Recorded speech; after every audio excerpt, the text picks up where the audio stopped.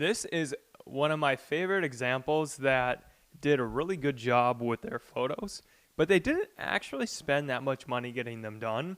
So it just goes to show. So you want to get really, really good photos done, but if you're very creative and your market is right, you don't actually have to have the highest quality of the creativity, but you have to meet like a certain level of goodness. But let's just take a look at this one. So if we go to Amazon and we look up just horse head, I believe this was number one. I love this one got my attention just because, I don't know, it's kind of funny looking, just the way it's a playful guy. The horse is looking at you, and it compared to the other ones, this one's just kind of creepy. I mean, it kind of gets the attention, but some of the other ones, I don't know. Like this one, it's got that funny thing going on, but it's not looking like, I don't know. This one just it looks the best to me. And when you go through their photos, so they've got that, but that's not nearly as attractive as that. What I think they did genius here with is they did amazing lifestyle photos here. So I mean, look, they didn't have that good of a photographer because they've got the joke, but I mean, this isn't a high quality product. It's just a rubber horse head, but it's just really funny the way that they did this. So what are the emotions that you want people to have? So when you're using for a party or a costume, it's kind of this make believe jokingness is the whole vibe of what you're trying to go through. So somebody that's trying to buy a horse head, they want to be funny, okay?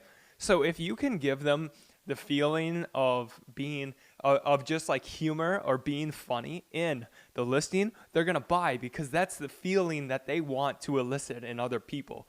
And perhaps, I'm just guessing, but most of the people that are buying horse heads are males, and they're buying it for some party, and they're trying to get attention, and they're probably trying to get with a woman, most likely, or gather attention. So they did an amazing job here by portraying this story that, okay, yeah, you're going to be, it's mystical, joking, you're going to go to a beach, so, I'm kind of laughing at it, and, oh, look, you're going to be having drinks with the female horse head. Just very good job here. Show at the party, go on the beach. But then they go into the technicals too. So, okay, they show their packaging and whatnot, but they show just the different parts. So, okay, what's the mouth look like? Because what are you really going to be concerned with? You're going to be, okay, well, can I breathe? Can I talk out of this? How am I going to see? What kind of plastic is it? So it looks like it's nice and thin. It's not going to be too hard.